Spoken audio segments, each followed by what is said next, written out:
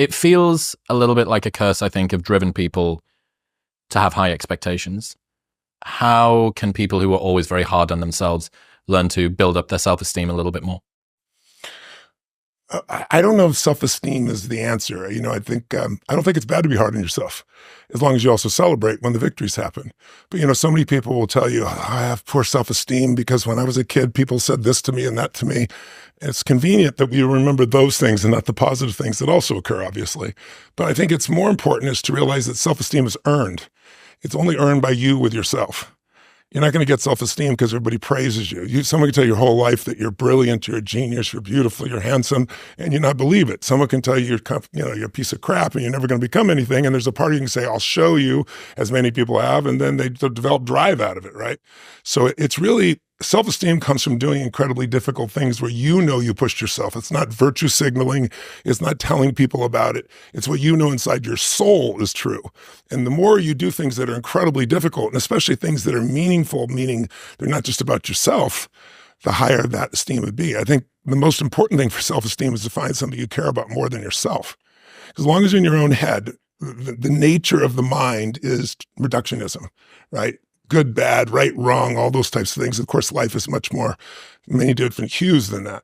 And so when you find something you care about, whether it's your kids or whether it's something, your job, your career, whether it's a mission you have, it's something you want to bring to the world, nonprofit, it doesn't matter what it is.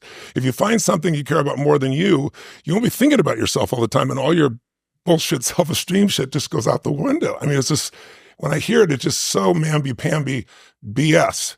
You can have crappy self-esteem and achieve a hell of a lot. Now, the real question is, what do you want? And I think if you want an extraordinary life, which my definition of that is life on your terms. Like, what's my idea? It might be different than yours completely. Some people, it's 3 beautiful children, a white picket fence. Some people, it's building a multi-billion-dollar business. Somebody else, it's writing poetry, right? So instead of looking for somebody else, it's like, okay, what do you really want from your life? And aligning yourself with moving forward towards what you really want. And I think if you can do that in a way that also you feel serving others simultaneously, there's a sense of meaning in life that can't be replaced by self-esteem or praise or compliments or being nice to yourself. And I don't think it's bad to be tough on yourself. I'm pretty tough on myself, I'll be honest with you. But I'm much better at celebrating now. And I also realize being overly tough on yourself usually comes by making, comparisons that don't make sense. I remember I just was walking by and I saw, as I was walking here, a picture that reminded me of something, which was years ago, I was in Atlanta, Georgia. I was in my early 20s, like 23, 24, 25, and I was doing a seminar. And in those days, there weren't 15, 20,000 people. It was 125 people. I remember because it was the biggest seminar I'd done. I thought it was so exciting. And I give my heart and soul and, going 12, 13 hours a day. And on the third day, the rooms were so small, then I'd go by and look in everybody's eyes. I gave everybody a flower. I mean, it was just, I look back now, it seems silly, but it was really just, I wanted to make that connection. I want to make sure that they had made that shift. I was like so obsessive about making a true transformation happen. And earlier in the day, I got a phone call from a friend of mine who said, the boss, Bruce Springsteen, he was the biggest star in the world in those days. I loved him. And he's 4 blocks from you. He's at, the Atlanta Stadium there where the Hawks play. You just finish early and come over and you got to take it in. It was Christmas time. He said, it's going to be incredible. I said, I'd love to come, but I said, I just can't do that. That's if I finish somehow in time, it all happens. He's still on stage, I'll call you and see what's going on. So I finished the seminar. I don't know how long it was, almost 11 o'clock at night. But, Bruce usually does, especially at Christmas, he's like 3 encores. And so my buddy calls me and says, get your butt over here. He's doing a second encore. I think he might even do 3 if you get here. Get over here, see the end. So I sprinted the 4 or 5 blocks to get in, got in the stadium, couldn't find my buddy, but I got up into some high seats and I'm looking down and it was back when Clarence was still there. And, it was just the drive and the energy was incredible. The crowd was so engaged and he was doing Christmas songs and he ends with, Born to Run, and I'm like, I'm so into it. And about 3/4 way through the song, I got depressed. I'm like, what the hell? And what it was I was like, shit, what I'm doing doesn't matter. This guy's got 15,000 people here. I got 125 for 3 days. I mean, I'm not making any difference at all. And I was like, and I literally we were walking out and people born around, I was pissy inside myself, but I was feeling so great before this, but now I'm making this comparison. And of course, you're never fair. you're comparing to somebody else's life that has a totally different path, a totally different experience. We all develop in different stages and different things. We all want different things. But what was ironic, though, the reason I tell you the story is it was like 4 years later, and there I am in that stadium, and I'm not doing this crappy little 2.5-hour concert, right? I'm doing 12 hours, and the crowd's going Screw crazy. you, Bruce. And I was just like, it was humorous. You get to look back and say, you judge yourself too soon. And I can tell you a dozen stories like that with me.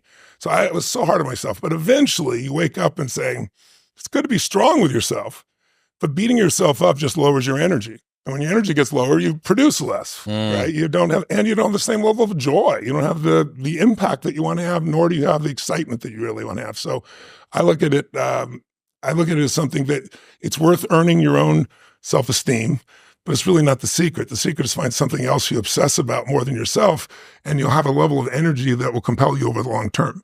It's that tension, this interesting tension between balancing ambition and gratitude. Yes. And, this fear that, well, if I pat myself on the back too much, right, what if that stops the drive? It's coming from this place of fear, this fear of not being enough, this fear of failure. Yeah. I'm going to continue to disprove it. And I don't want to let up, because that's the only fuel that I know. Yeah. Well, I'm going to be 65 in a few weeks, so I have a little perspective on this. It doesn't mean it's the right perspective, but I think when I began with a fuel, which was like, I'm going to show them, I had 4 fathers growing up. It's a pretty rough background. My mom was a very intense character. A huge part of who I am, I owe to her, because she challenged me so strongly. I became a practical psychologist to deal with things. Really loving woman, but when she mixed alcohol with prescription drugs, she was very violent, and I had to protect my younger brother, younger sister. So, I had these experiences early on that were so painful. And then she picked my 4th father out of the house. She's a fairly powerful woman. He went back east. He was the one who I loved the most.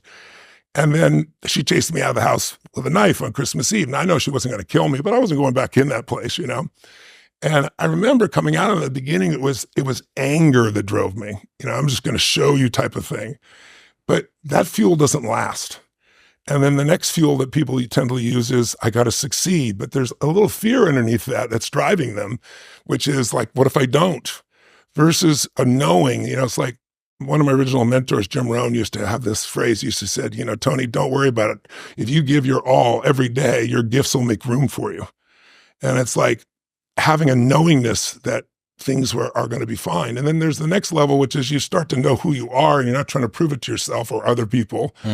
And you just want to help. You just want to do things. And so now it's the difference between what I would call push motivation and pull, right?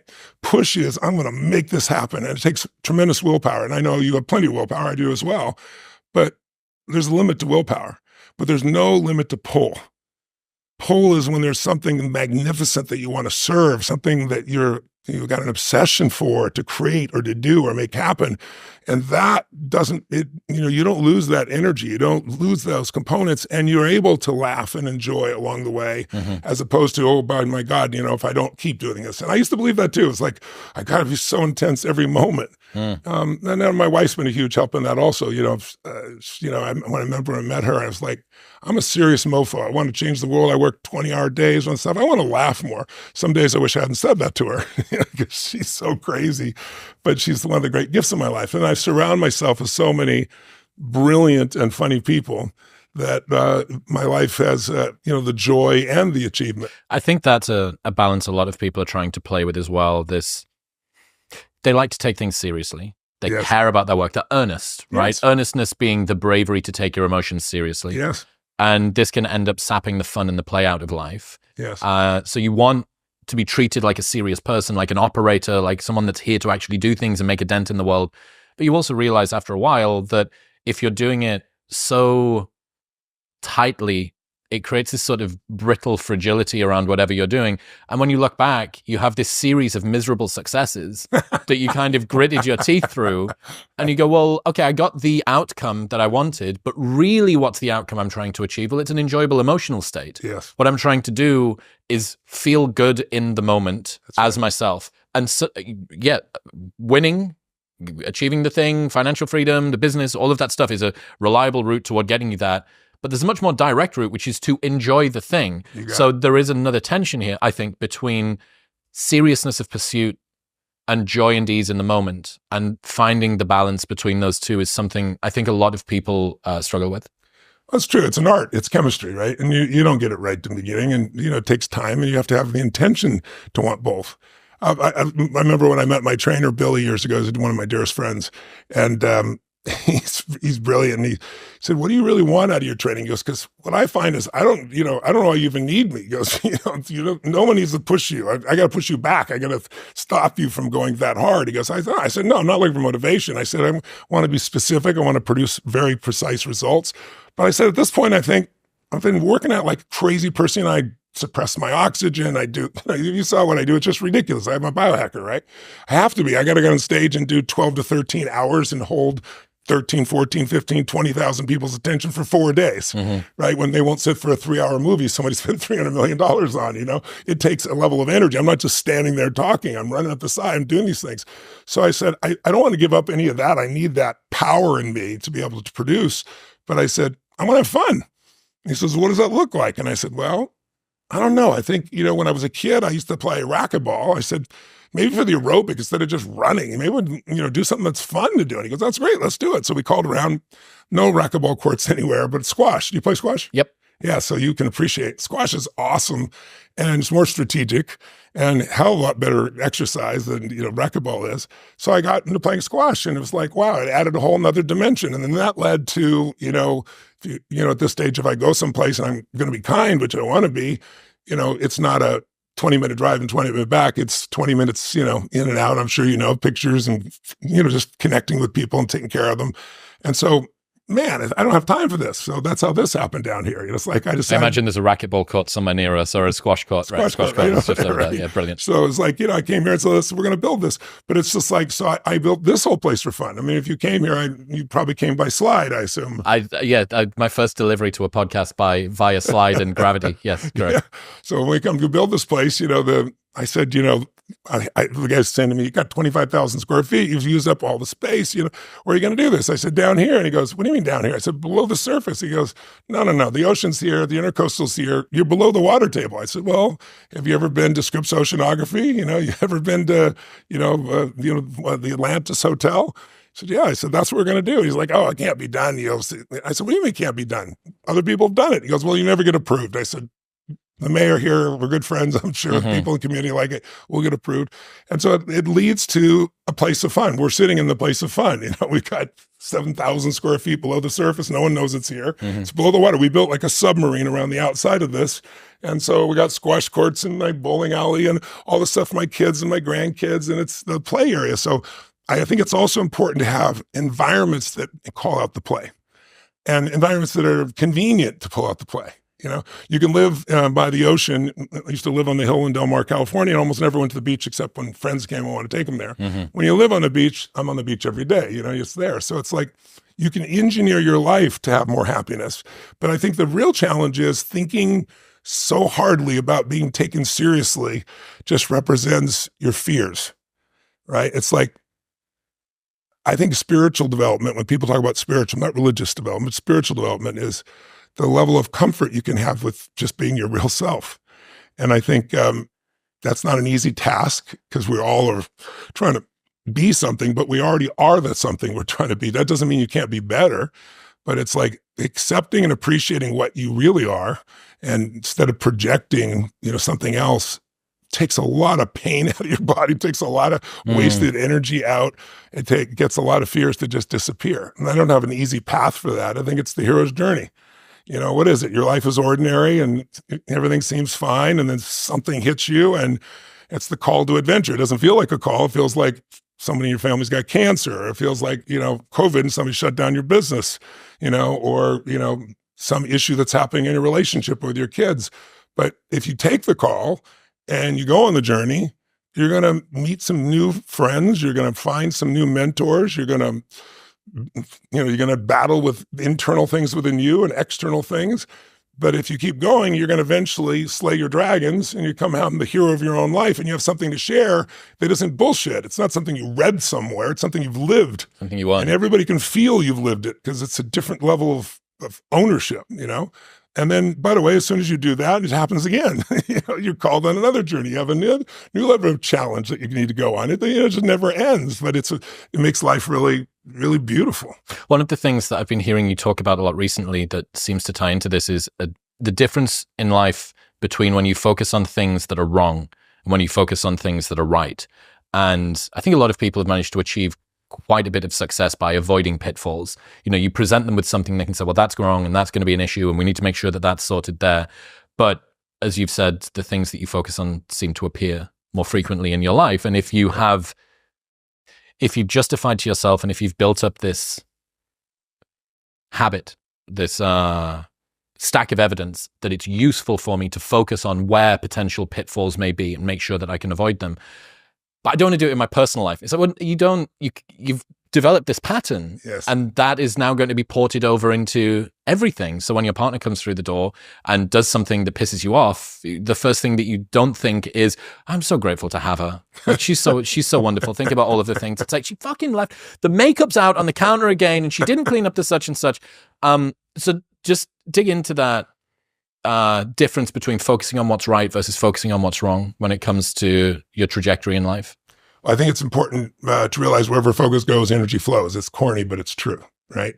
In fact, maybe an easier way of saying it is we don't experience life. None of us do.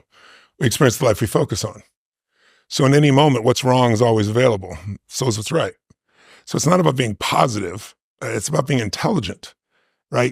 When you're in a totally negative state and the world's going to end and there are people like believing that in the next 12 years, the entire environment's going to collapse and they won't have a child, you got to look at the impact of what you're believing.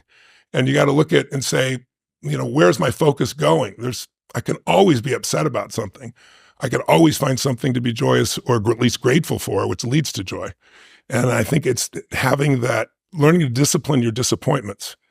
Not allow them to grow and to move on and to use whatever life is giving you. But to me, it's like, I think there's 3 decisions that people make every moment of their life. Now, I'm not saying they make them consciously. If you make them unconsciously, you have the same patterns over and over again. And usually they're not good ones, right? Sometimes they're good, but not usually. And I learned these really because I had an experience when I was 11 years old. I was with my 4th father, and he got fired, and we had no money and no food. We were always poor, but I mean, we wouldn't have starved. We had saltine crackers and peanut butter, right? But when everybody else around you was having a big Thanksgiving dinner, it was pretty depressing. And my mom and dad were saying things to each other that once you say them, you can't take them back. And I have a younger brother, 5 years younger, and a younger sister, 7 years younger. So I felt like the parent almost. I'm trying to protect them. I'm only 11 years old. And what changed my life is this bang on the door. I go open the door, and there's this guy, big guy with groceries in both hands, and he had a pot on the ground with an uncooked turkey. And he looks at me and says, "Is your father here?" And I'm like, just one moment. I'm just like, this to me was like Christmas, right? This is the greatest thing. It's going to stop the fighting. It's going to be incredible. So I go to my father and I say, Dad, there's somebody at the door for you. And he's yelling at my mom through the closed door that she slammed on him. And he goes, "You answer." I said, "I did. It's for you." He goes, "Who is it?" I said, "I don't know." They said, "They got to talk to you," right? And I had this level of excitement, like little boy excitement, like this is going to be the greatest thing. And my dad opens the door, and I'll never forget the look on his face. He got angry, which shocked me. And he said to the man, "We don't accept charity," before the guy even said anything. And he went to slam the door, and the guy had leaned in slightly, so it hit his shoulder, and it bounced off of him, which made my dad even madder. And then he said, he goes, sir, I'm just the delivery guy. Somebody knows you're having a tough time. Everyone has a tough time, and they just want you to have a great Thanksgiving with your family. My father says, "We don't accept charity." He goes to slam it again. But I think because he leaned in, his foot came in. Now it hit his foot and bounced open again. It's just like, now I got fear running through my body because I know my father, right? And my father looks at him, and the guy looks at him and says something. I thought my father was going to punch him in the face. And he didn't do it mean. He had a softness in his face, and he said, "Sir," he saw me, and he said, "Don't make your family suffer because of your ego." And the veins of my father's side of his neck were like this. He's beet red. I thought for sure he was going to punch the guy. And then all of a sudden his shoulders dropped, like defeated. He took the groceries, he slammed them on the ground, slammed the door, didn't even pick up the turkey, and didn't say thank you or anything. And shortly after that, he left our family. which to me at the time was the worst experience of my life, I thought. And so I was kind of obsessed with trying to figure out why. And I didn't figure it out for a couple of years. I had versions of it in my head, but now I use it in my life every day. And so I submit it to your viewers as well. These are the 3 decisions that I think everyone makes every moment. First, you're doing it right now. What are you going to focus on? You're going to be focusing on my story I'm telling you. You're going to be focusing on the next question you're going to ask. You're going to be focusing on how your stomach feels if you've not eaten. There's a million things you could focus on, literally. But we don't experience life. We experience the part of life we focus on. And so the bottom line is, I know my father and I had a different experience because we had different focuses that day. I was focused on his food. What a concept. This is cool. He was focused on that he had not taken care of his family. And I know that because, he said it about 20 times under his breath, and my mother echoed it, of course. The second decision, though, the minute you focus on something, your brain has to decide, what does it mean? And meaning is what creates emotion, and emotion is where your life is, right? And so the quality of your life is the quality of your emotions. If you got $1 billion and every day you're pissed off and angry, your life's quality is called pissed off and angry. If you got 3 beautiful children, a husband or wife you love, but you worry all the time, your life is worry, So his focus and then his meaning, that was the worst part. The meaning he gave it was that he was worthless and didn't belong here. And that usually leads to the third decision, which is, what are you going to do? And if the meaning is something happens, you say, this person is dissing me, disrespecting me, or is this person challenging me, or is this person coaching me, or is this person loving me? If you think they're dissing you, you're going to have a very different emotional reaction than if you think they're coaching you or loving you. And then, of course, that's going to change what decision you make. Because if you're angry, you're going to make a different decision than if you're playful or generous or whatever the case may be. So those 3 decisions control our lives. But so your viewers or listeners, I give them an opportunity to take a look at it, because there's some patterns that you can make some simple patterns and change your whole life, a focus. So the first one is, and I'd ask you 2 questions for you. One, Chris, is, what do you think most people's answer to this question is? And the other is, what's yours, if you're ready to play. All right? It's real simple. We all have a pattern of focusing on what we have and at times on what's missing. Which one do you think most people spend more time focusing on, what they have or what's missing? What's missing? What do you focus more on? What's missing? Yes. It isn't something that comes, the focus on what's missing is not something that comes with someone who is a failure. It comes very much with people who are very successful. And the question then becomes, if you're always focused on missing, how can you sustain happiness? You're in a permanent place of lack. That's correct. So scarcity is there. So you'll have drive, right, to keep staying on the hamster wheel of achievement, but you're not going to see much fulfillment, not in a sustainable way. It's impossible. And it has nothing to do with you or me, right? It's just software. And we got a soul. We're not software, but you run your software so often, you start thinking your mind is you versus my mind is a tool that I'm going to use. Or if I don't use it, it's going to use me. So the majority of people do that. And by the way, during COVID, that number exploded because so many things were taken from people. They were constantly focused on what's missing, and that produces nothing but pain. A quick aside, did you know that Tony faced a serious case of mercury poisoning a few years ago? It led to memory loss, extreme fatigue, and it could have been fatal if it went undiagnosed. So let that be a reminder that even when you're at the top of your game, your health can still sneak up on you, which is why staying on top of your health requires more than just an annual physical, and why I partnered with Function. They run lab tests twice a year that monitor over 100 biomarkers and look for early signs of thousands of diseases, including mercury poisoning.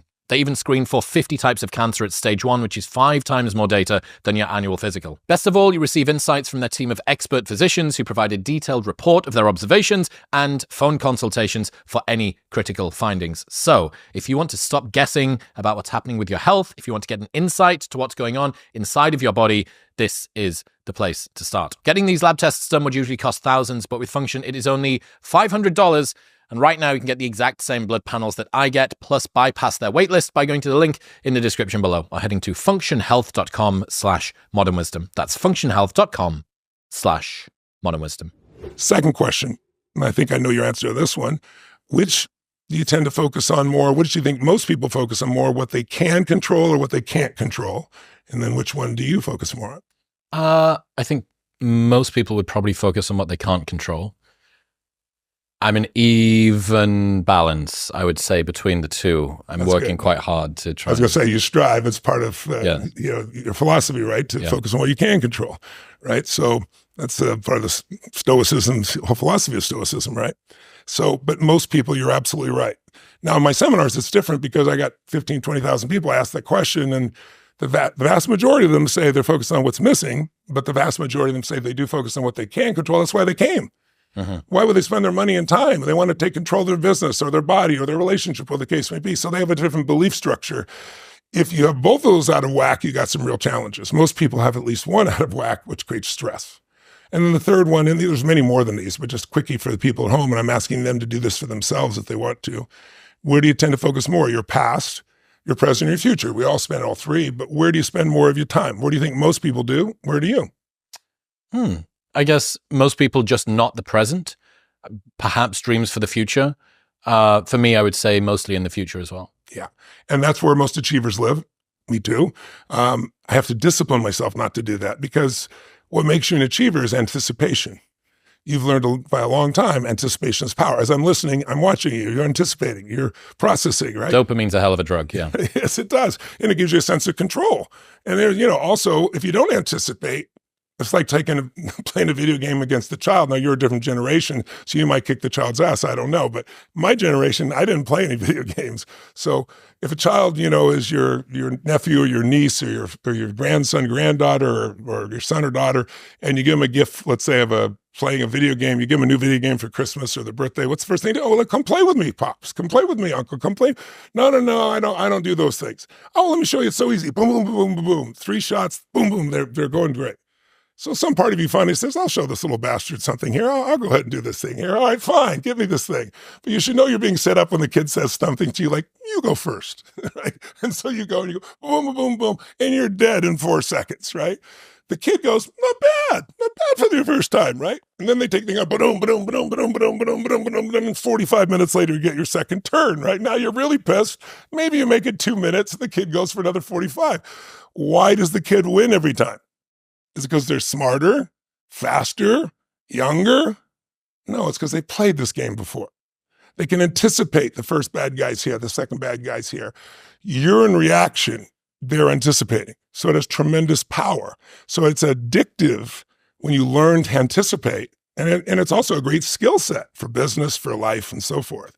I always tell people, you're running a business, you're always running 2 businesses, the business you're in and the business you're becoming. If you only focus on the business you're in, someone's going to replace you. If you only focus on what you're going to become, you're going to have the cash flow to be able to get to that place, right? So it's a very similar situation inside of where we are. So for each of us, most of us who are achievers tend to focus on the future, but all the joy is in the present, right? You can have some anticipation in the future and be excited about it. Most people's stress comes from either the past or the future. The majority of people spend a lot of time in the past, right? And the problem is you can't change it. And you can use it as a reference to me, and maybe for you, I don't know, I might project.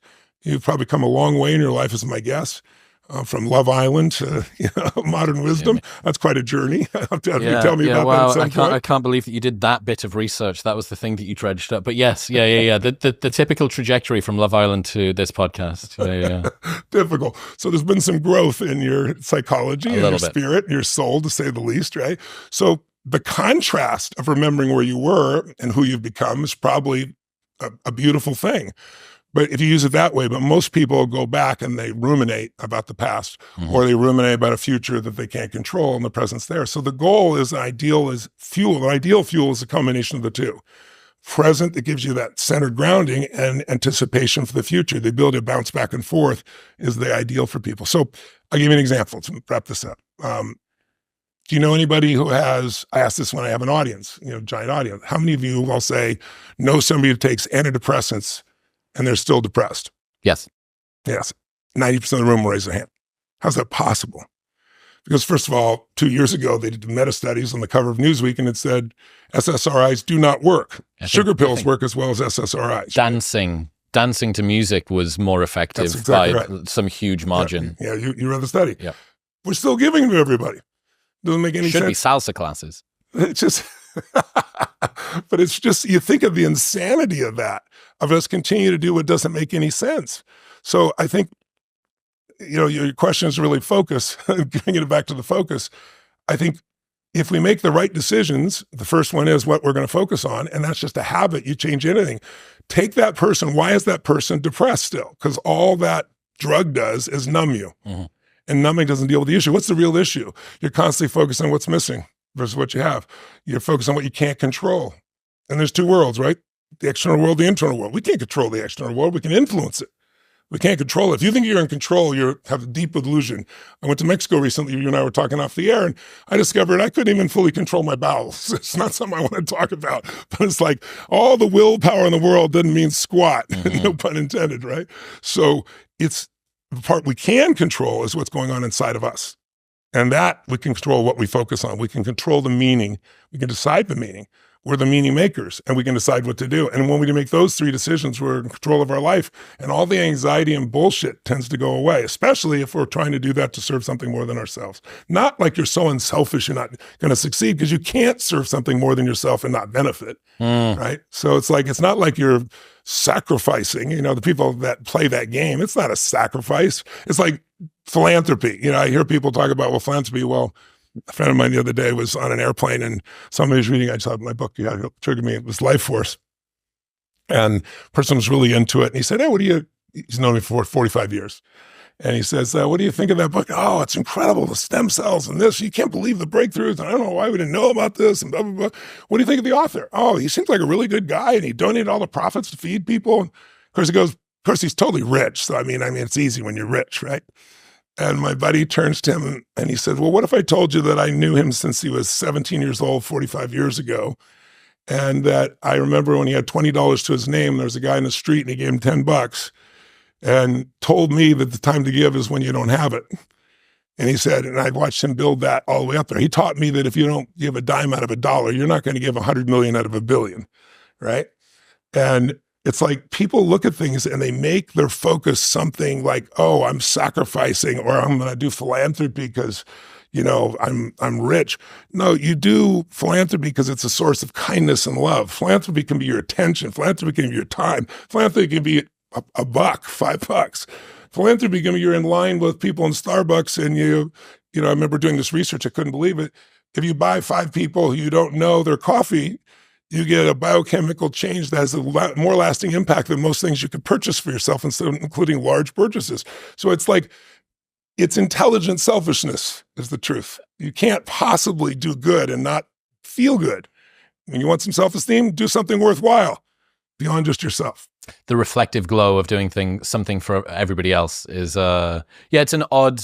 It kind of makes it difficult to be selfless when you actually think in that way. Like, the most selfish thing you can do is to be selfless. There is truly nothing that is particularly selfless. That's right. In that way. Yeah, just dig in a little more for me. I mean, I'm really interested in framing, in how important framing is around being a little bit more positive in our lives. And that second step, I understand changing what you focus on. We've spoken a lot on the podcast about mindfulness, about meditation, about the mindfulness gap, about controlling where you place your attention, about the reticular activating system, all this sort of stuff.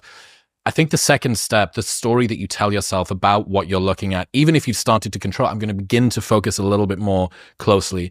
That framing, the story that you tell yourself is a place that an awful lot of people get stuck. So what do you rely on when it comes to that? What do I rely on? What do you mean by that? In terms of a strategy, how is it that you try to tell yourself the best framing, the best perspective, the best meaning that you can?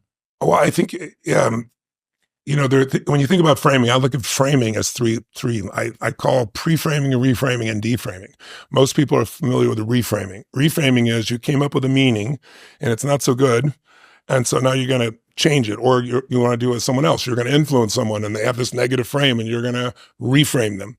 That's a lot harder than pre-framing. Pre-framing is, well, I'll tell you a sample story to make it simple. Pre-framing is getting someone to focus on something, knowing in advance what you're going to focus on and giving it a meaning in advance before it happens. That's a lot easier than after it's happened, because after it's happened, you have a meaning locked in to some extent, especially if it's something that's painful, right? So I'll give you a simplistic example. I remember one day I went and I lived in San Diego, California, and I have a helicopter and I was flying up to LA, and I love flying. And that morning I got out and I had a couple cars to choose from, and I chose this little Corvette I had in those days, wind in my hair, I'm going to have fun. I drive, I fly to LA. I did this TV show and land on the roof. It was so much fun. I didn't even have to go to the airport, and flew back. And I was just like in euphoria, having a blast, you know. It was actually Bill Maher when he used to do his program up in LA. And then I got in the car, you know, and it's getting dark and I'm driving, and sure enough, I'm incorrect about things. The last minute, I traded out the car. That's right. My wife needed the car, so I traded out for the BMW 750iL. Why does that matter? So I'm driving home. The helicopter ride, that's not dangerous. I'm on the road, you know, long winding road from the airport to the main freeway area. And I come to the stoplight, and I'm on the phone chatting as I'm waiting, you know, on the speakerphone. And all of a sudden I see these lights are coming really fast and really fast. And so then they get so fast, I was like, oh my God, is this guy going to brake? And before I could finish thinking the thought, at 65 miles an hour, the guy hits me from behind. He fell asleep at the wheel, right? So I can remember everything in slow motion. You know, in those days, they had to, you know, your tape deck in there, and it went flying past my head in slow motion. And I mean, everything changes when you're in that kind of an experience. I'm sure if you've ever experienced, you know what I mean? And all I remember is waking up and the fire people extracting me out of the other side of the car. And they're like, want to take me to the hospital? And I was like, no, I'll see my chiropractor in the morning. And then I woke up the next morning, I couldn't move. It was pretty rough. But the reason I tell you this story is eventually I got well, and I need to go buy another car. Well, I never had the criteria before of safety. But that car, everybody told me that car saved your life. That car literally, if it wasn't the Corvette, it would have been. Just as well it wasn't the Corvette. Yeah, not just as well. I wouldn't be here if it was the Corvette. Wind in your hair, but your head's on the tarmac. Exactly right. So why did I tell you that? So I go looking for a car. So I thought, you know, this BMW, that was a damn good car, but I want another sports car. I'm going to get another 750iL, but let me get a sports car to replace that Corvette. That, you know, I want something that's sturdy and so forth. So the guy took me, whatever it was, 325i's, whatever they were calling those days. I forget what it was, you know, stick shift. And he said, yeah, now he got me in the car and he said, now before we go out, I want to tell you, I'm going to take you on this winding road. It's amazing. And, you know, this is the ultimate driving machine. He said, it's not like your 750iL. Your 750iL, you don't feel the damn thing. He goes, when you get in this car and you shift into it, he goes, we drop into it, you'll feel the wheels catch into it and grab it. He said, you'll see this is the ultimate car. So what's he doing? He's pre-framing me, because we're going to go through a construction area that's all beat up, right? So we go in the construction area, and at 750, I wouldn't have felt anything, right? It just boom, smoother, but it was, and it's bouncing around. And even though I know what he just did, my brain's like, oh, yeah, it is really digging in, right? You know, if he had tried to tell me after I'd done that, I would have thought, that's a piece of crap car, because he pre-framed me. So I pre-frame myself. And the way I do it, I call priming. You're familiar with the principle of priming, right? So most of us think we're having our own thoughts. Most of our thoughts have been primed by the environment. So an example would be they did a study at Harvard where they took 4 actors, 2 men, 2 women. They had them rehearse doing the exact same presentation.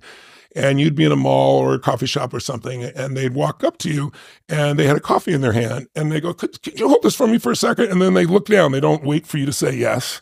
And 98% of people take the coffee, and they take out their phone, did something, and they say, thank you so much. And that's the whole interaction. But they rehearse the same facial expressions, the same movements. Everybody's the same. They go out and they do this. One variable. Half the people, they gave them hot coffee. Half the other people, they gave iced coffee.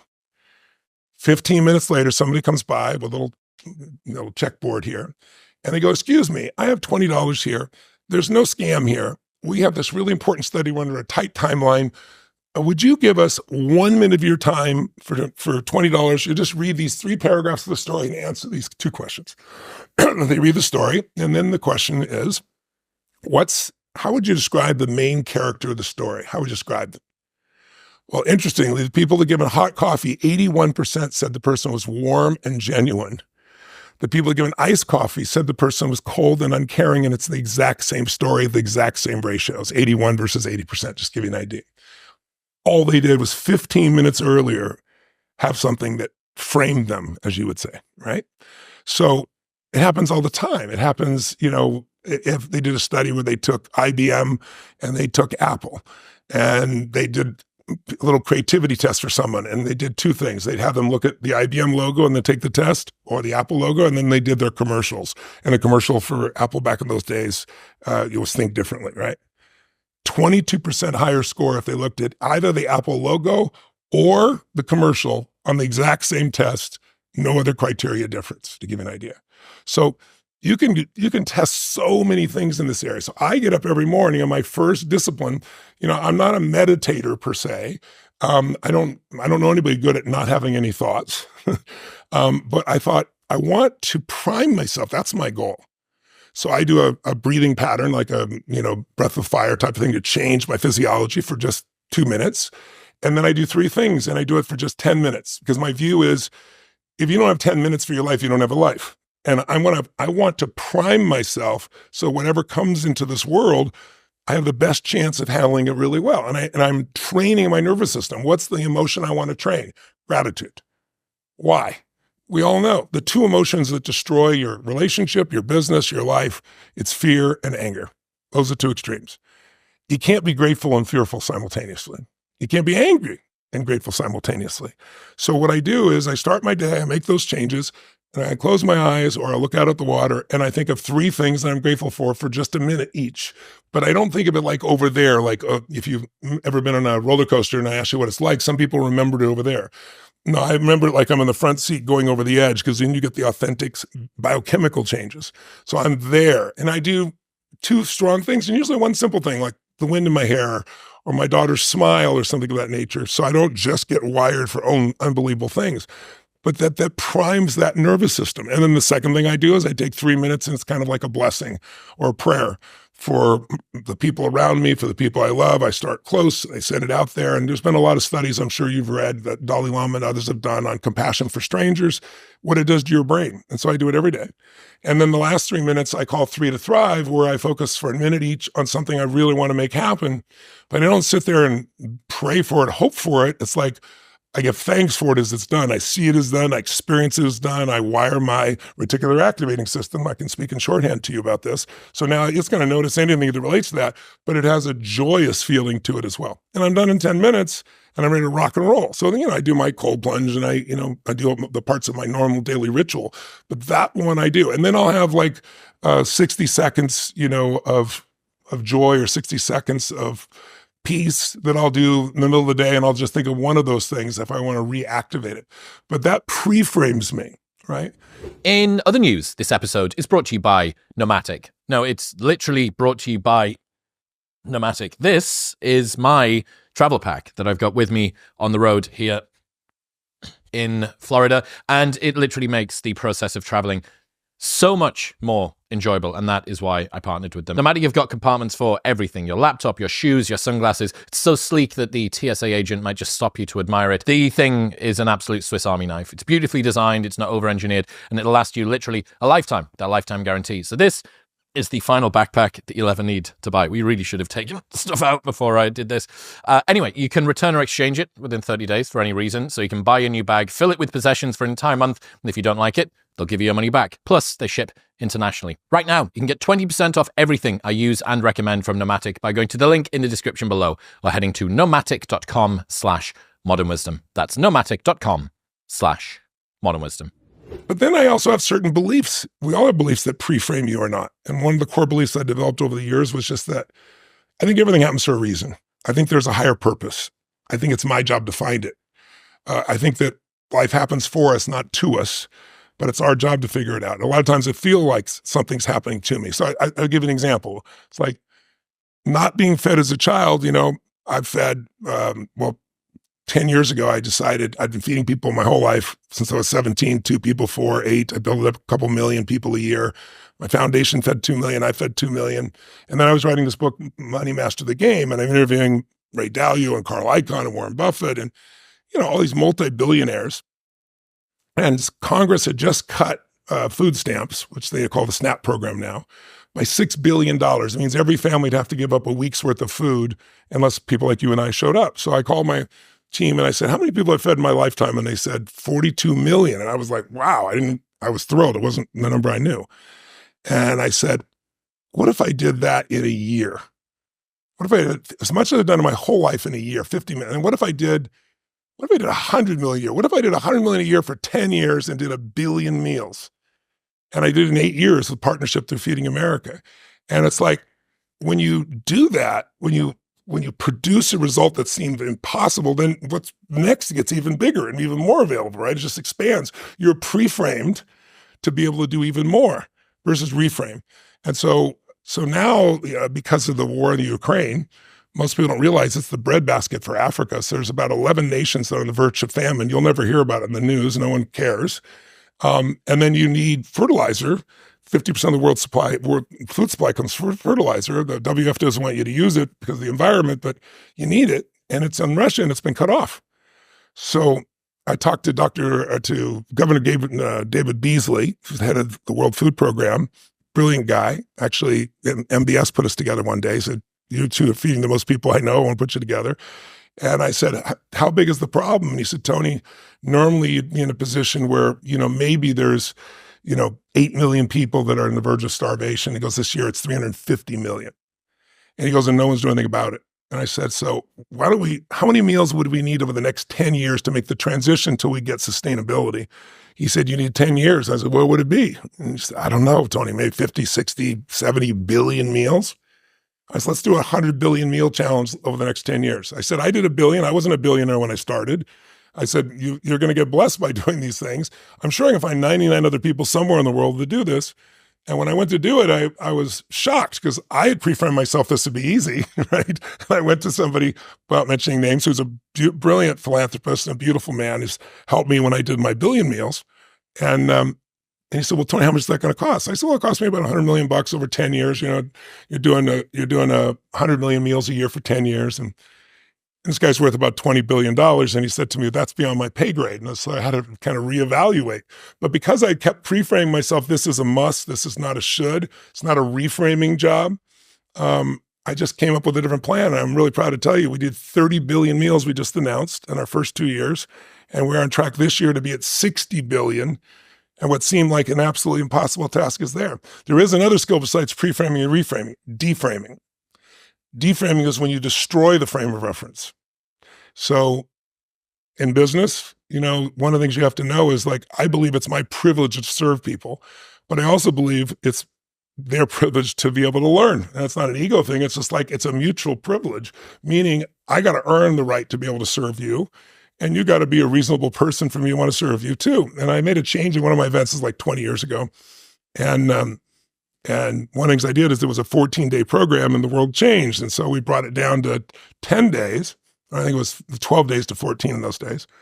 And I had some open days with some stretches and things. It was a very intensive program. But I was I need to make it tighter so people can commit the time and come. And I figured out how I'm going to add even more value, how I'm going to make this even more useful. So I did. And there's this one woman who went crazy and she started attacking me and called my offices up and said, I want my money back. And I'm going to tell everybody else Tony Robbins is screwing us and everything else. And my team was all freaked out. And I said, no. I said, fire her. I said, what? I said, fire her as a customer. I said, you call her because it's not her first event. She knows how incredible things are. She wouldn't be coming to this 14-day event, 12-day event. I said, if she's going to say that, first of all, I'm happy to give her money back. We have a money back guarantee on everything. So I give her money back and say, we want to give her money back, but want you to know you can never come to an event again because you're no longer one of our customers because you know better. Tony always adds 10 times the value, right?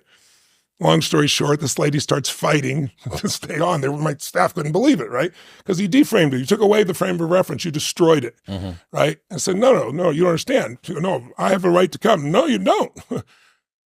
I have to earn your respect. I got to deliver for you. You got to deliver for me too. You're not a customer anymore and you can't come here.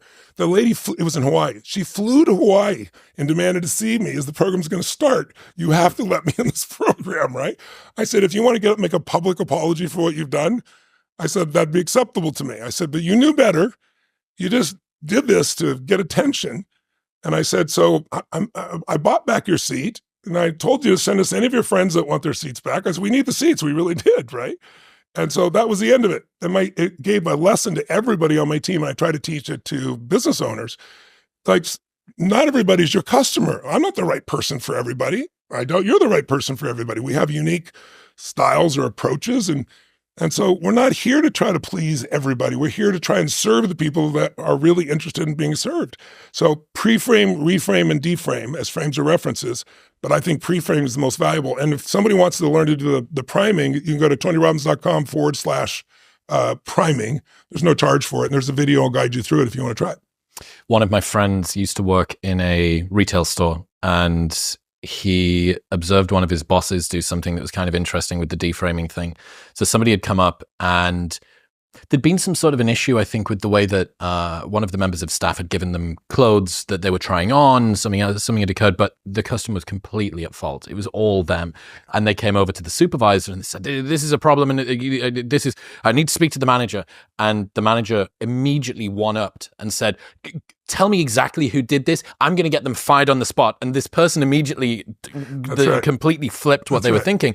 And he turned to my friend afterward and he said, "Only one person's allowed to be in the angry boat."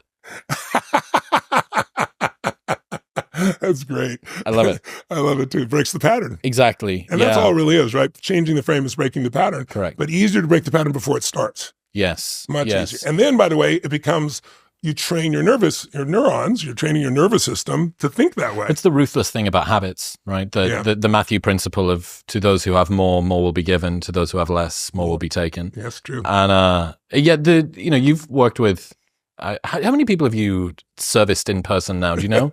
Well, I think in live events we've had, I think it's 15 million people total, because, I've done these big ones like, where I do 1 million people at a time now. Some of these events, it's insane. So books, live events, in-person, online, audio courses, what have you come to understand about the things that can be achieved from people in a group context that maybe can't be achieved through self-directed learning? I think anything can be done by self-directed learning. Personally, I just think it accelerates when you create an environment where it maximizes. So, low energy. I have a frame. You may disagree with this massively. You get in your head, you're dead. I think when I say you have to have the head and heart connected, right? It's like, why don't people transform? Because they're in their head about it. They're thinking it through. They think that if I understand this, then it'll just happen. It's absurd. If you're good at something, you've trained it into yourself. I'm fortunate enough to own several sports teams or pieces of sports teams, and I have, championship drinks, all these sports. I wanted to be an athlete, so I relived it in a different way. But, the Golden State Warriors are one of the ones I have a piece of, and I've got a chance to work with them their championship seasons, work with the players, and it's been totally fun. But you look at somebody like Steph Curry, and you see this guy, shoot the ball from almost half court, trumping on the side of his thing, and he doesn't even look. He turns around and just waves because he knows it's in already, and there's swish, and the crowd goes crazy. And people look at that and go, he's unbelievable. He's unbelievable. He's unbelievable. He's the greatest three-point shooter in history. There's no one like him. But what they don't pay attention to is that isn't like a little gift, right? He shoots 500 shots every single day, never less than that, 7 days a week, for more than 15 years. His 15-year professional career. He's been doing it since before he was in college. His dad really trained him. So think of that, 3,500 shots a week, 168,000 shots in a year, 2.52 million shots in his 15-year NBA career, so he can make 3,600 shots. Not even 0.1%. I tell people, you get rewarded in public for what you practice in private. Your training of your nervous system to do things is what really matters most. And you can't just be in your head. So I believe, to answer your question, the reason I still do events is that an event provides, first of all, immersion. You can learn a language a little bit at a time. And, you ask most people, unless they live in a place where they have to use the language and they learned another language in high school and college, they don't speak it anymore. They don't remember 10 words. But if you wanted to learn Italian and you have the time and money, I just drop you in Italy, drop you in Rome, and pick you up 4 months later. There's zero question you're going to be speaking Italian because you're seeing it, feeling it, breathing it, doing it. So that's why I do 12 hours a time, 4 days, and people think it sounds insane. But it's only insane if you're not enjoying it. And people love it, even people that get dragged there, because we engage all their senses, not just their head. And so when all your needs are being met simultaneously, time flies. It's like a minute can feel like an eternity when you don't like what's going on. Hours fly by when you're really having great experience. So I believe the environment where we produce that much energy produces it. Now, when COVID happened, I'll give you a good example. Suddenly, I'm used to doing stadiums all over the world. And the first one I get is a phone call from Gavin Newsom's office in California. I'm about to do a program in San Jose, San Francisco for 14,000 people. And his office calls and says, we're really sorry, you can put 100 people in the stadium.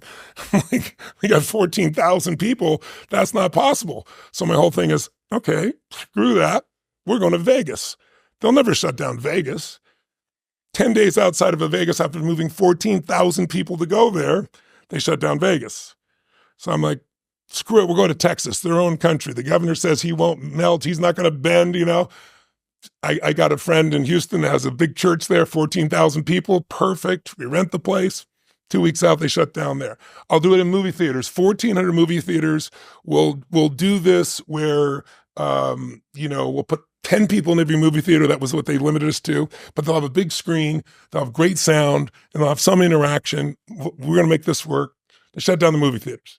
So I built the studio, and I did something I wouldn't have done anything without necessity, which was like, I need to reach people where they are right now, because I don't know how long they're going to be stuck at home. This goes way beyond business. I got plenty of companies, plenty of money, but it's like, how do I serve in this time? And so it's like, okay, I'm gonna do a seminar where there's no money involved, because what's in the way? Money, travel, because most of the people just fly to another country to see me, that kind of thing. And even time. I want to give them immersion, but not enough that it's overwhelming to them. And so I set up this program. We're going to do 3 days, 3.5 hours, 3 hours each day, kind of like going to a movie, but one that changes your life. And let's invite people from all over the world. And the first one we had 383,000 people for, instead of 15 or 20,000 people for a seminar. And then the second one was 600. And then so last year was almost 1.5 million people. And I'm doing one again this year. And I'm super excited about it. It's one of the reasons I want to do your podcast. I want to get the word out, because I have a lot of young men in your audience that are looking to create a meaningful life, take things to another level. And they may not know if this is worthwhile or not, but they can come and they can do it from wherever they are. They can do it from their office or home. They can do it with a friend. There's no charge for it. It's not partially free. It's totally free. But the stories and the examples that come out of it, when people get an environment like that, I give you an example of just a fun one, because I saw him the other day. So a gentleman named Matt, who never would have made it to one of my seminars. Why? He's in bed. He weighs over 700 pounds. He's on oxygen. He can't leave the bed to even go to the bathroom. He does it through tubes, right? Doctor says he'll never be off oxygen as long as he lives. But we're using Zoom, and so I'm interacting with people live all over the earth. And the one thing I ask for is, I don't ask for money, but I ask you to do an assignment each night and put it on Facebook. And then I'm up all night watching all these, because it's so compelling to see how people's lives are changing. So I saw this guy, so I brought him on the next day. He's in the bed. He's watching on the screen because it's free and he doesn't have to go anywhere. He can do it. Might as well make use of it. He got so inspired. He says, I want to get out of this bed. Doctor says, I can't do this. I said, well, let's chunk it. What are the first steps? First, we got to get some upper body strength. And I said, what do you got nearby? And he had like this thing you hang coats on. So I said, we're going to start with that, right? So he's in bed doing this little thing.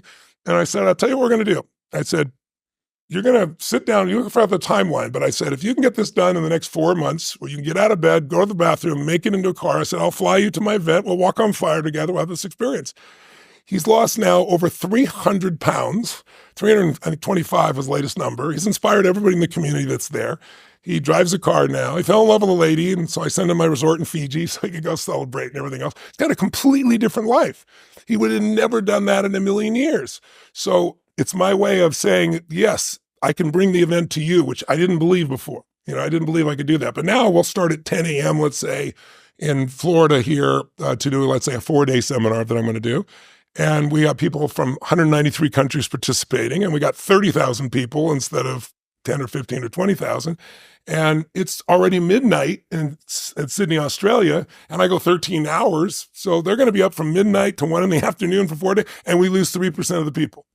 So I found that environment can work as well, because we've learned how to, when people go to a ball game and they get shown on the screen, we know how to keep everybody so engaged. But I also get to see them, Chris, in their home, how they live. I get to see them with their dog and with their kid. I watch the sun rise and set while I'm still speaking, and what their level of focus is and where they go. And I can call them and say, John, what are you doing right there? I don't know the person's name in a live seminar, right? The guy jumps up, and I have these giant screens. I built this 50-foot high building with 20-foot high LED screens, 0.67, highest resolution in the world. I can see every pimple, every move, everything on you.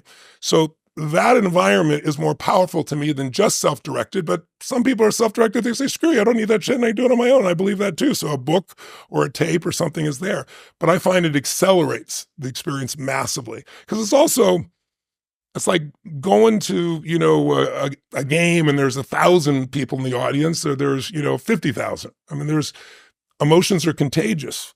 Somebody yawns, oh, don't do that. You start to yawn, right? Or somebody laughs and you start to laugh. So I love using that dynamic as an accelerator. Before we get back to Tony, let me guess. You wake up in the morning, you brush your teeth, you get dressed, then you walk out of the door. Congratulations, you've achieved normal. But what about being normal plus hydrated, which is where Element comes in? Element contains a science-backed electrolyte ratio of sodium, potassium, and magnesium with no sugar, no coloring, no artificial ingredients, or any other BS. It plays a critical role in reducing muscle cramps and fatigue. You're going to throw more at me. Whilst optimizing brain health, regulating appetite, and curbing cravings. This is why I've used it every single morning for over 3 years. It's why Element's used by everybody from Dr. Andrew Huberman to Dr. Mike Israetel. And this orange flavor in a cold glass of water is a beautiful, sweet, salty, orangey nectar that I've started my day with for as long as I can remember. And I'm going to keep talking about it because I genuinely feel the difference when I'm hydrated versus when I'm not. And you should too. And they've got a money-back guarantee where you don't even need to return the box. So it's completely risk-free. So you can buy it. And if you don't like it for any reason, you just get your money back. And you get a free sample pack of all 8 flavors with your first box by going to the link in the description below or heading to drinklmnt.com/modern wisdom. That's drinklmnt.com/modern wisdom.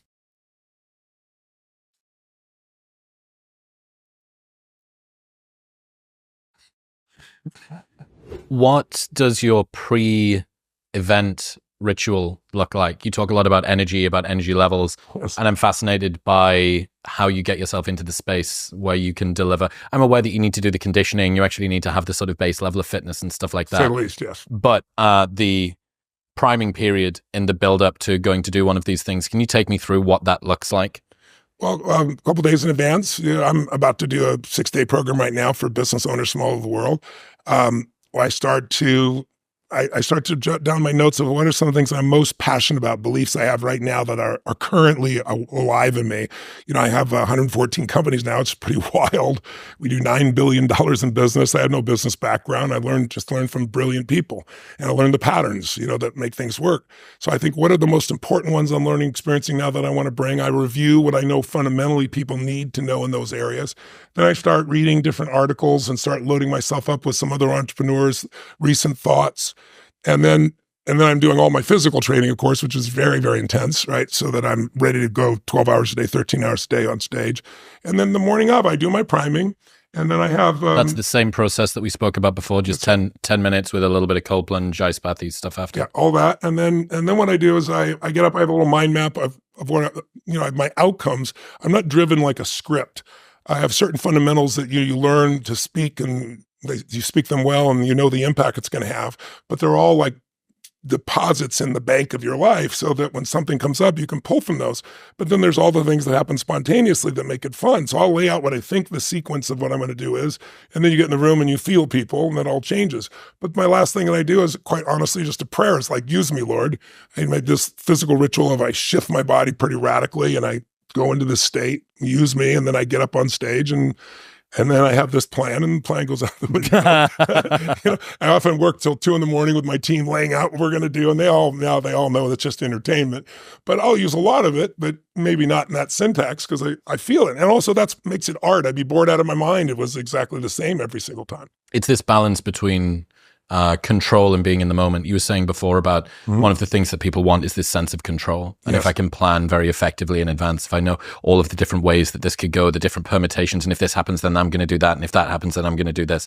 And then it never really happens that way. It doesn't at all. And I think that's But it awakens your nervous system, I think, to prepare. Like I could get up there at this point with my pinky and not prepare at all. But when people ask my wife, what's something about Tony that nobody understands, and it's like that nobody understands how intensely he prepares, because I absorb, and like I read people's forms, 1,000 of them, I'm crazy, because I know I'm not going to remember their name and everything else, but I'll remember the pattern.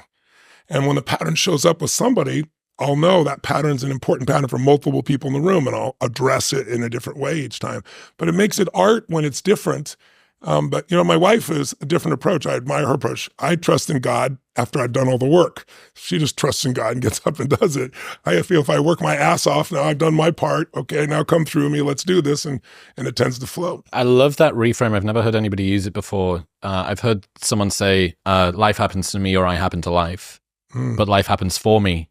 Yes, not to me. Yeah, is a wonderful reframe. Yeah, I really believe it. But you got to dig for it. It's not easy. It's got to be earned, right? Like wishing for confidence without competence is just delusion. You have no evidence to say that you can do this thing. And I don't know, maybe your wife's sufficiently naturally talented, / she's channeling something else. I'm not sure. Some combination of the two. You mentioned before about some of the challenges from childhood. It seems to me like you have a lot of forgiving to do or overcoming to do from childhood, difficult things, situations that you've been through. How can people learn to better let go of their past in that way? I'm aware we've talked about the chip on the shoulder. It can be a good fuel, but it's kind of toxic when used for a longer term. A lot of people spend their time in the past ruminating. Yeah. What is a better way to let go of the things that you think were unfair? Maybe you don't get to have closure about them. Maybe you don't get to have that final conversation with that bully from school or your parent or carer or whatever that didn't treat you in the way that you wanted. How would you say people should let go of their past more effectively? If you want freedom, if you value freedom, you can't possibly have it as long as you played the victim role. And even if you were physically victimized, and my mom, I don't look at it that way. She was physically intense, and you could call it abusive. I prefer not to use that language because that also puts in that place. I never even told anybody about that experience until maybe 15 years ago. I was in New York, and I was with this group of young African-American and some Hispanic kids, all had single mothers, all from really troubled backgrounds. And I started talking to them about various things. And I'm trying to get across that biography is not destiny. I was giving them different examples of people. But I could just see him, I could just mind read, look at this big, tall, white guy, and he's wealthy and easy for him, right? So I told them everything, things I never told anybody. And every single one of them was crying their eyes out. I was crying too. But then I got them to see that, like, none of that makes you who you are. None of that controls where you are in your life. I was like, if my mom had been the mother I'd hoped she'd be, I would not be the man I'm proud to be. So, and she did many beautiful things. But, if I was a well-fed kid, would I be providing 30 billion meals for people? Would I work this hard to feed people that I'll never meet and never know and will never say thank you to me? I'm not looking for it. No. I mean, I'd love to believe I do. I'm a good person. You're a good person. But I wouldn't have had that hunger without that. So that's where that belief comes from. That's like, life has been happening for me. I don't know if you can relate to this. My bet is you could. Maybe your viewers or listeners can. It's like, have you ever had something happen in your life that was horrible? I mean, it was painful. You'd never want to go through it again in a million years. You wouldn't want anybody else to go through it that you care about. But after 5 or 10 years, you look back and you say, I never want to go through it again. But now I see the wisdom in it. I'm glad it's like it made me care so much more. It made me so much stronger. It made something in me more. I mean, I'm sure you can relate to that, can't you? Yeah, for sure. I mean, the world in which something happens to you when you're younger. So for me, school wasn't that fun, quite heavily bullied, quite alone, quite isolated. And at the time, you kind of just get through it. You don't really realize it's just life, right? That's just childhood to you. The what is water to the fish question. And then you grow up a little bit, you kind of realize, that probably wasn't so good. That probably wasn't so healthy. And then you learn a little bit more about yourself and you start to realize, well, look at all of the ways that I've had to compensate for that. Look at all of the ways that it's held me back. Look at all of the beliefs that I have about myself. And God, if only that hadn't happened, then I would be here or I would be there. And then you realize, well, the light side of all of that dark stuff is usually the stuff that I'm most proud of myself for. Yes. So the fact that you were maybe a little bit alone in childhood means that you're very self-sufficient when you're an adult. Or the fact that you didn't have anybody to support you means that you have no concern about working on your own and continuing to take a bet on yourself, so on and so forth. So you end up having this really strange loop where you go from unconscious incompetence in that you've somehow been through something that you really hate, to this sort of awareness of how it's held you back, to this awareness of how it's propelled you. And then you have to get to this really difficult place, which is, okay, so this is a thing that I kind of wish hadn't happened. and yet I'm grateful that it did. And it's like a, the idea of quantum superpositions. Yes. It's like a psychological superposition that you need to hold in your head at the same time. You can't collapse it down into one. You need to hold both of these things. It's like, yeah, that's fucked. Like, that shouldn't have happened. I really wish that, and had you have been able to see you, had you at 36 have been able to see you at 12, you'd have picked them up and given them a hug and said, I believe in you, and you don't deserve this. But it needs to happen to you if you're going to become the sort of person. And I don't hold them separate. Yep. I put them together. And when you put them together, all you have left is the truth. And the truth is it had a higher purpose. It was meant to be. Now, I don't believe like everything's meant to be. I think situations are meant to be, and then it's our job to choose how we're going to use them or be used by them, right? I think that's the difference.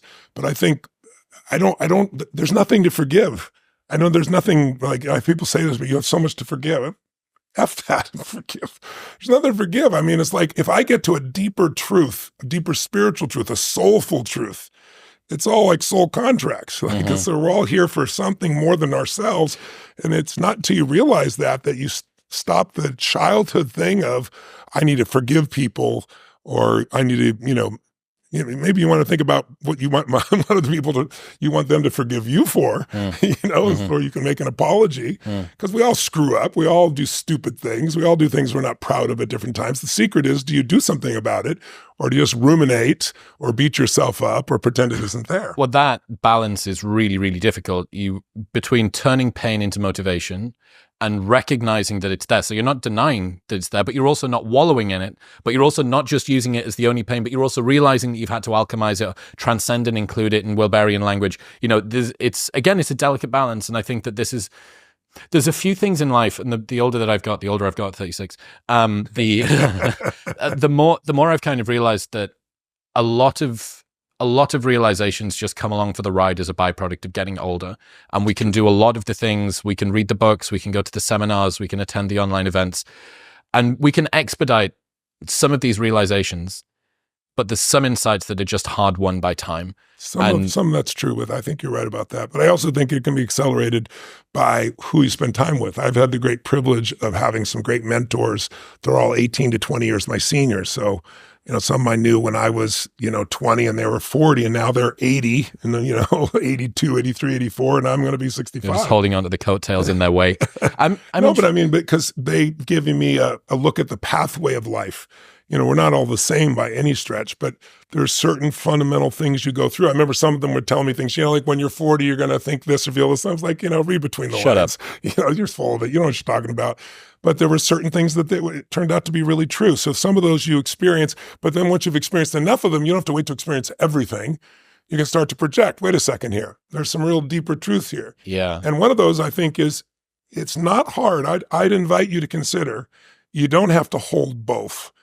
The holding both is like the piece of being afraid that if I really enjoy myself, I won't have the same level of drive. Once you're a fucking achiever, the drive is never going to leave you. It's just a matter of now you can do it more elegantly if you choose to. Agreed. Yeah, there's a cumbersomeness to doing it when you grip very tightly. Yeah. And this ease and grace thing, finding more joy, finding more fun, learning to let go, that's something that I'm really, really obsessed by at the moment.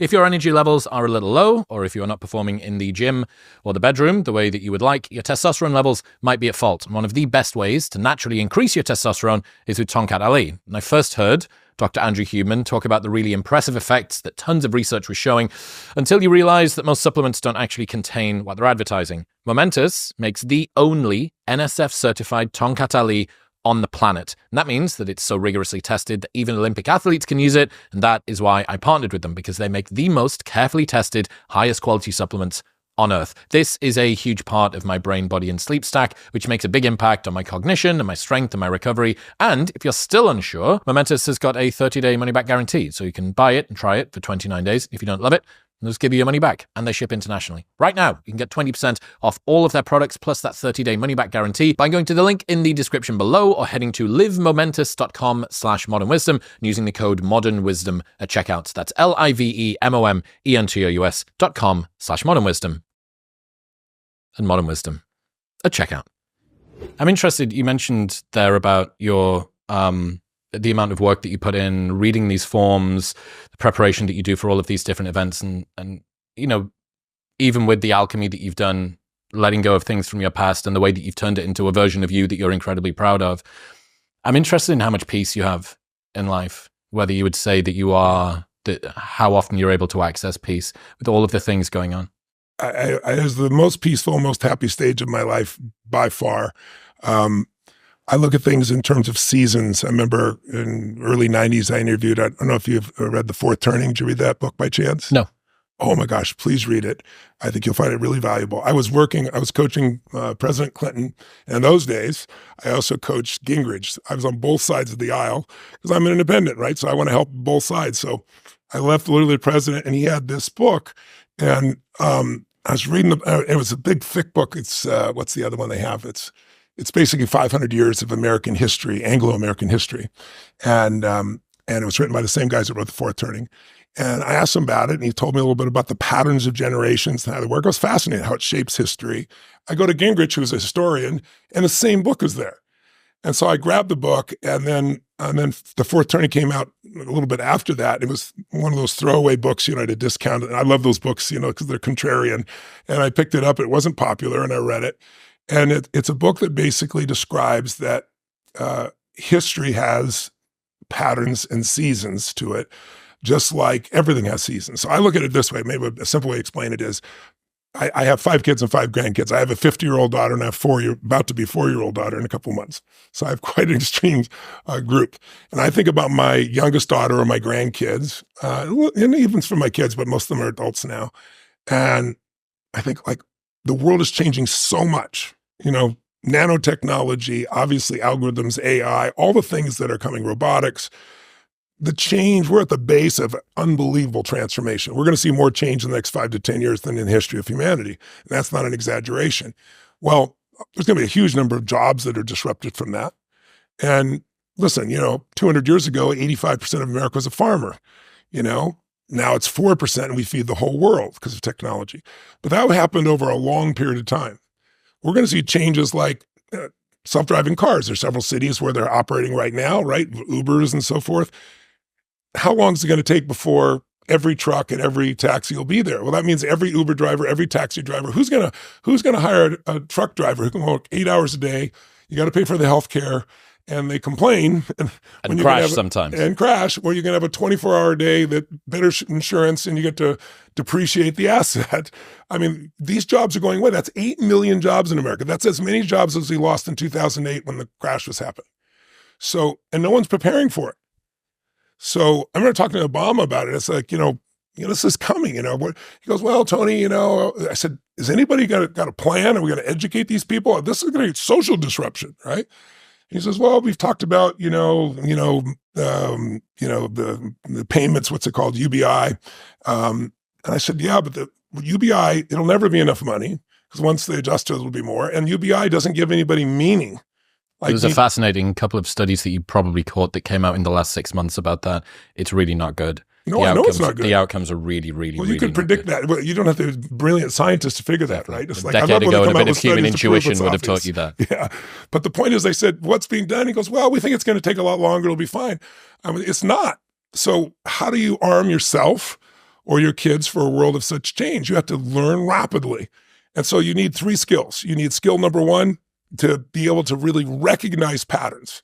You're very good at that. I'm not throwing stuff your way. I watched a couple things you're doing, and you do your homework, and you recognize patterns, you utilize them, you recognize them in yourself, which is one of the things I respect even more, and you use that to improve yourself, right? But when people are fearful, when they have anxiety, it's almost always because they don't recognize the patterns that are happening. Because if you recognize the patterns, things are very predictable. What looks like chaos is just because it's not been a pattern you've seen before.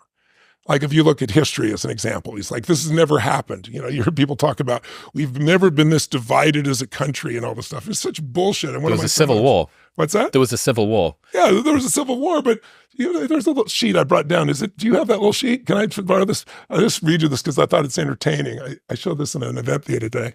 This is 2 placards from a photograph of them or reconstruction of them from John Adams versus Thomas Jefferson. They're running for president, right?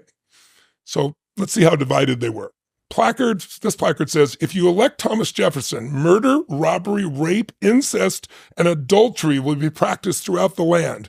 Are you prepared to see your dwellings in flames, your female chastity violated, or your children writhing on the pike? This is what Adams wrote about Jefferson. It makes like Trump's Hitler sound pretty kind. Almost. Jefferson says about John Adams in the placard, it says, John Adams is busy importing mistresses from Europe or trying to marry one of his sons to the daughter of King George. He's a hideous hermaphroditical character with neither the force or firmness of a man nor the gentleness and sensibility of a woman. These are our founding fathers, right? So it's like, you're so full of shit. Like when you say this has never happened before, it hasn't happened in your lifetime. Because the cycle, if you study 1,000 years of Roman history, which I've done, 500 years of Anglo-American history, there's patterns that happen about every roughly 20 years. And the patterns are predictable. So think about this. This is why you want to learn this. If you can recognize patterns, the fear disappears. Second skill, use the pattern. When you know what the pattern is and you use it, now you have mastery of something. Now you can do better than most people in that area. So I interview all these people, the best investors in the world, they're all different, but I recognize the patterns that are in common. And when I'm done, my billionaire clients love it, and the average person can learn from it because the patterns are fundamental, right? If I want to learn the piano in the beginning, I have to learn probably somebody else's patterns that have figured it out. That's how I learn. But if I use those patterns over and over again, I'll eventually get to I can do the third skill, which is pattern creation. Now you have an amazing life. Now you're not managing your circumstances, you're the creator of your life. But you have to first recognize them so you're not in fear. And then here's an example. When did humanity transform from a fearful place as its primary base, where we were hunter-gatherers, right? Where literally you had to move from place to place and you didn't know if you're going to eat or survive. What changed that to be able to live in a community and grow a community, a city, a state, a country? One, pattern recognition, seasons. The day that we figured out that if I do the right thing at the wrong time, I get nothing. But if I plant it this specific time in the spring, and if I know I got to protect it during the hot summer, I'm going to reap in the fall. And if I hang on to some of that, I'll make it through the next winter. That changed humanity completely. One recognition. And most of us don't have that recognition of the season. So here's a season for you and your audience to consider. What season are you in right now? Because human life has 4 seasons, if we want to call it that, as an oversimplification. 0 to 21 is springtime. What do you know about springtime? Is it hard to grow during springtime? Things grow automatically in springtime. If you start a business in springtime, you're going to think you're the business genius. No, you're just in springtime. Everybody's optimistic. Things grow easily. Goes. It's an overall theme. It lasts about 17 to 20 years on average. And then we exhaust that emotion. It's like even good emotions get exhausted. Do you ever smile so much your face hurt, right? So it's like you need variety. So then we go into a different season. We go into the summer, which tests you. It's hard. It's more difficult. And then if you make it through that time, you get to reap. And if you make it through that time, you get to be tested again. So it's always, we get easy times and tough times. Why is that important? Well, 0 to 21 is your springtime. Some of us had to go work at 7 or 8 years old, but we're still protected. If there's a war, you didn't go to war, right? Someone fed you most of the time. You're primarily being poured into education, information. So it's a pretty easy time. Then you go 21, 22 to 42. That's your summer. That's your testing period. And I think that's the period that you're coming to the end of. And that testing period, by the way, all the studies show it's the most unhappy time in most people's lives because you start out feeling you're invincible.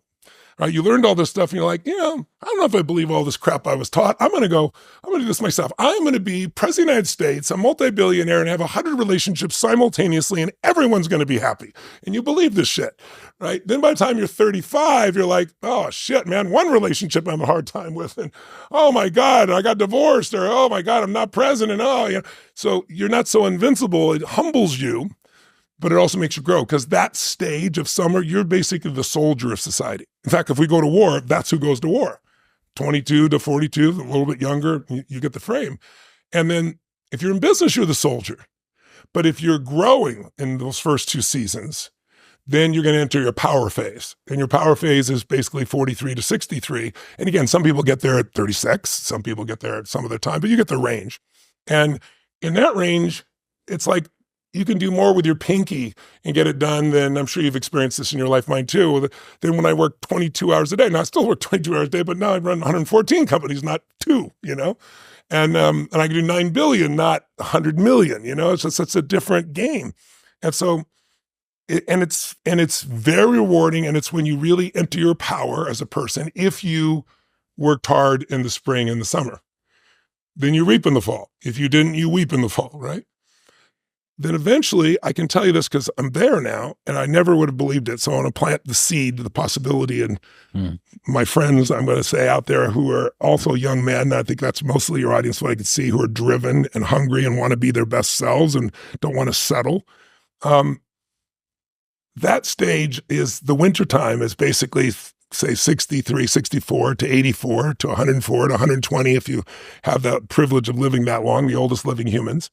And it's a stage where it is incredibly peaceful if you've done the job in the beginning because you know who you are. You're no longer trying to prove it to yourself. You're no longer hanging on to the duality you described earlier. And you don't give a shit. It's like Aristotle said, how do you not be criticized? Say nothing, do nothing, be nothing, right? And you're like, F that, right? I know who the hell I am. And it's like, I'd love to serve everybody. It's not going to be right for everybody. I'm totally fine. But you're not trying to prove it. All you really want to do is serve. So I used to have these giant mission statements, change the world, all these things. And I do all those things. But now it's like my mission statement is, how can I help? And I get calls every day of my life. Somebody's got cancer or tumors or whatever, because, I've got so much expertise in the area because I've interviewed the best on earth, 150 of them. Or someone comes to me with a business thing, or it's something in a relationship, or it's an athlete. And so along with what I do formally, and when I go doing my businesses, I have all this that's happening. And then I have my family and you have friendships that are 40 years old, 45 years old, people you've done business with for 30 years, if you've done it right. And you love them and they love you. So when you love, at that stage, you love who you're with, you love what you get to do, you start to actually love yourself a little bit.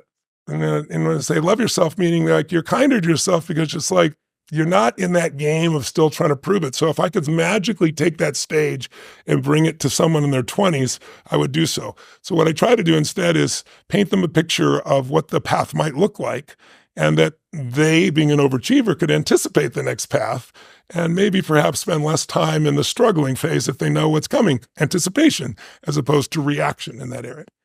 Tony, you're awesome. I appreciate you, man. Where should people go? They want to keep up to date with the events that you've got coming up and everything else. Well, there's an event coming up that I do once a year. I told you about when COVID happened and I created this new way of doing what we do. We still do live events, obviously. But once a year, I now do that for free. I do it for 3 days. So I'm doing my next one January 30th, 31st, and February 1st. It's about 3 hours a day. So like I said, think of it like going to a movie for, once a day for 3 days, but it's your life. And instead of making New Year's resolutions that no one follows through on, it's really about creating a path and a plan and some of that transformation we're talking about. And it's really powerful. So there's no charge. It's not partially free. It's free. So you can go to timetorisesummit.com, timetorisesummit.com, get yourself enrolled. If you do it at the office, you can do it with some friends or at home. And I'd love to be able to serve them and see it happens. And if they want to know about other seminars and things, we're on social media under Tony Robbins or TonyRobbins.com. Heck yeah. Tony, you're great. Thank you so much for today, mate. Let's do this again soon. I look forward to it. Thank you very much. What's happening, people? Thank you very much for tuning in. If you enjoyed that conversation with Tony, you'll love my chat with the one and only Matthew McConaughey, which is available just here. Hurry up.